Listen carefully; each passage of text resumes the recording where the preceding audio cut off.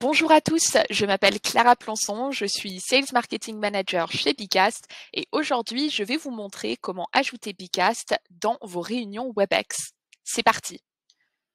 Alors quand je suis dans ma réunion WebEx et que je veux importer ma session Bicast, je vais commencer par aller sur la session Bicast que je souhaite importer. Donc ici, me voilà sur la session Bicast, je vais cliquer sur ce bouton vert en haut de mon écran et je vais copier le lien public de ma session.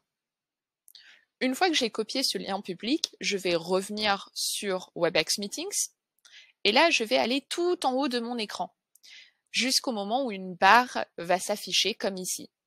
Là, on va cliquer sur Partager, puis Partager le multimédia et il vous suffira de coller le lien public de votre session Bicast. Vous cliquez sur OK et là, une colonne à droite de votre écran va apparaître. C'est la visionneuse multimédia. Comme vous pouvez le voir, votre session Bicast est en train de se charger et vous avez maintenant accès à Bicast directement dans WebEx Meetings. Du point de vue de vos participants, cette colonne va apparaître automatiquement. Assurez-vous juste qu'ils cliquent bien sur Continuer pour accéder à la session.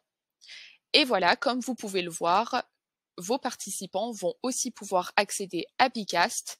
On va les laisser s'identifier et à partir du moment où ils cliquent sur Compris, ils pourront accéder à votre session directement dans WebEx Meetings.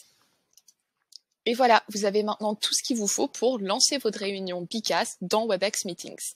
Donc ici, on pourrait commencer par prendre une décision ou créer une action. Donc là, comme vous pouvez le voir, ça se présente exactement comme dans Bicast.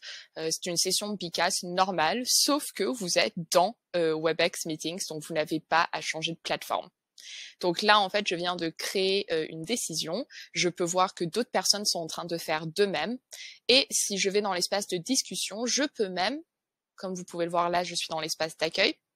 Donc les gens sont en train d'ajouter des choses. Mais si je vais dans l'espace de discussion et que je clique sur le petit bouton plus, je peux publier un message dans l'espace de discussion. Donc c'est aussi une manière d'interagir avec vos participants dans Bicast tout en restant dans WebEx Meetings si vous ne souhaitez pas utiliser le chat de WebEx Meetings afin de garder une trace écrite de tout ce qui a été dit au sein de votre réunion. Donc, du point de vue du participant, il peut faire de même, ajouter un message, liker, commenter, voilà, en tout cas réagir au message au fur et à mesure de la réunion, comme ici. Donc, après cela, on peut aussi imaginer passer à des activités. Donc là, on va cliquer sur Présentation et on va pouvoir démarrer, lancer une activité. En tant qu'animateur, je vais cliquer sur Participer pour pouvoir moi-même participer à cette activité. Et vous pouvez sélectionner le choix qui vous plaît et cliquer sur Valider pour valider le choix que vous souhaitez. Donc ici, on était sur une activité sondage et comme vous pouvez le voir, côté participant, l'activité sondage va se lancer automatiquement. Nous sommes dans une session synchrone, ce qui signifie que c'est à l'animateur de lancer les activités et comme ça les participants peuvent répondre au fur et à mesure. Donc tout le monde suit le même rythme. Donc ici, nous avons bien lancé notre activité. On peut voir les résultats qui arrivent en temps réel. Et en tant qu'animateur, mais aussi en tant que participant, on va pouvoir aussi observer les résultats sous différents formats. Donc là, par exemple, on a un format de camembert et on peut évidemment un peu suivre tous les résultats en temps réel au fur et à mesure qu'ils arrivent. Donc, je peux aussi, en cliquant sur activités, voir les activités en cours et celles qui ont été fermées, qui sont terminées. Le menu me permet d'avoir plus d'informations, on y reviendra juste après.